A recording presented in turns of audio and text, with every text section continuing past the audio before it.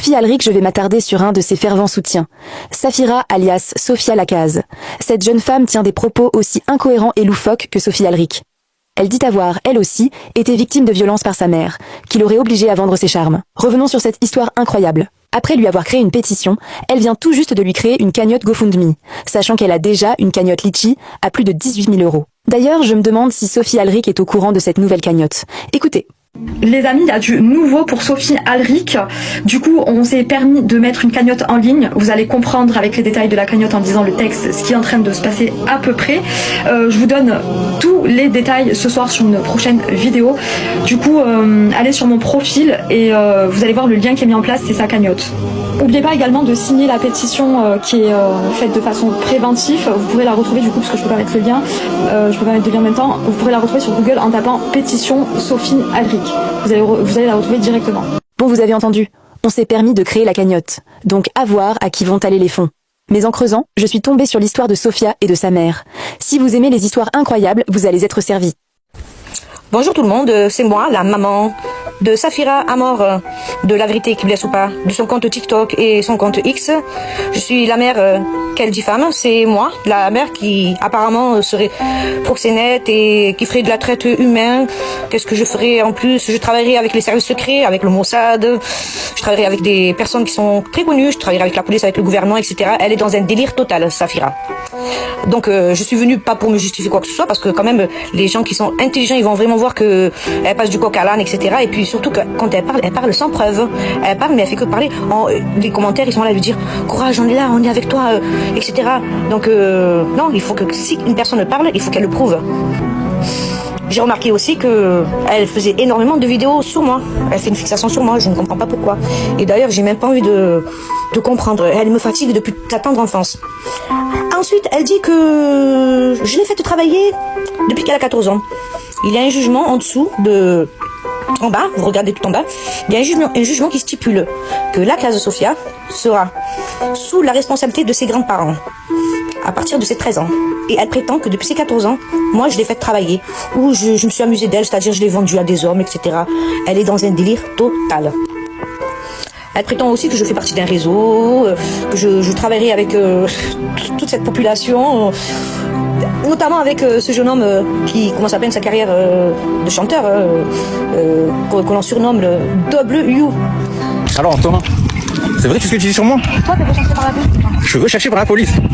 Magnifique. Tu me connais très bien. Elle arrive. Tu peux l'appeler la police. Zod. Et toi? T'es pas recherché par la police? T'es pas recherché? Vous pouvez me filmer avec plaisir. Hein. Même moi je me filme. Hein.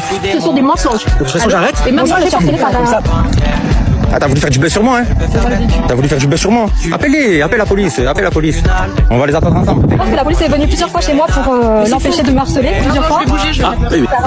Organisation carton, voilà. Ouais. En fait, il est pas le tout à l'heure. Eh oui, la zone. T'es en direct live sur TikTok. Ah, ben là, il y a plus de 5000 spectateurs. Écoutez, il y a Des commentaires, il faut l'enfermer. C'est aussi qu'il faut enfermer. Je porte plainte contre elle parce que elle a donné mon nom, mon prénom, elle a donné mon image, une vidéo où je suis avec elle, la vidéo où je lui fais la bise. Quand elle a fait ses 21 ans, elle a fait une petite tentative de suicide en pensant à moi, en disant mais ma mère, elle avait 21 ans quand je suis née, donc pourquoi moi j'ai encore toujours pas de mari, toujours pas d'enfant? Elle fait une fixation sur moi. Elle se réveille, elle pense à moi. Elle dort, elle pense à moi. Elle mange, elle pense à moi. 24 heures sur 24, elle fait une fixation sur moi. Ça fait 2 ans qu'elle me diffame. Je n'ai voulu rien faire la première année. La première année, j'ai pleuré parce qu'elle me faisait de la peine. Ça m'a fait pitié de la voir comme ça, de la voir mentir sur moi. C'est vrai, ça m'a fait de la peine. Je n'ai rien ressenti pour elle. Ni elle, ni rien. Enfin, elle n'a rien vécu de ce qu'elle dit. Elle continue ses activités de prostitution actuellement encore dans les réseaux sociaux. En allant taper Safira Amor sur Google. Vous regardez Google Images, vous regardez Google Photos, on voit qu'elle est pleinement libre et heureuse de faire ces choses-là. On ressent pas qu'il y a quelqu'un derrière. Donc sa parano, je sais où ça va l'amener. Ça va l'amener à un endroit où elle a déjà été auparavant, quelques années avant. Donc je ferai une demande personnelle pour qu'elle soit suivie dans un CHP. C'est une jeune femme de 29 ans, ce n'est pas une gamine. Hein. Elle a 29 ans, elle vit toute seule. Elle n'a aucune vie sociale, elle ne sort jamais, quasi jamais. Elle reste H24 chez elle. son domicile, je ne le connais pas. Elle est de Airbnb à Airbnb. C'est-à-dire, elle n'a pas de domicile fixe. Elle est toujours à droite à gauche. Peut-être qu'elle a un appartement en ce moment, j'en sais rien. Elle ne sort jamais. Elle se fait livrer la nourriture chez elle. Si elle a besoin de se déplacer, elle va se déplacer avec un Uber. Elle mange chez elle, elle fait tout chez elle. Elle consomme aussi du stupéfiant. Voilà. De toute façon, je me casse. Et elle est partie ce matin-là, le matin où on devait travailler. Elle est partie. On a planté le travail. J'ai pas été moi non plus aussi. On n'a pas été du coup au travail. Elle n'aime pas travailler. Elle supporte pas de savoir qu'il faut qu'elle travaille sainement. Ensuite, elle dit que ma mère m'a empêché de me marier. Au contraire. 2 tentatives de personnes qui sont venues les demander en mariage. Le premier, elle lui a dit, finalement, j'ai envie de faire un mariage gris, je préfère que tu me donnes de l'argent. Ça, c'est le premier. Et le deuxième, il est venu avec sa mère, avec sa sœur, qui a un bébé, et avec lui, le concerné. Ils sont venus.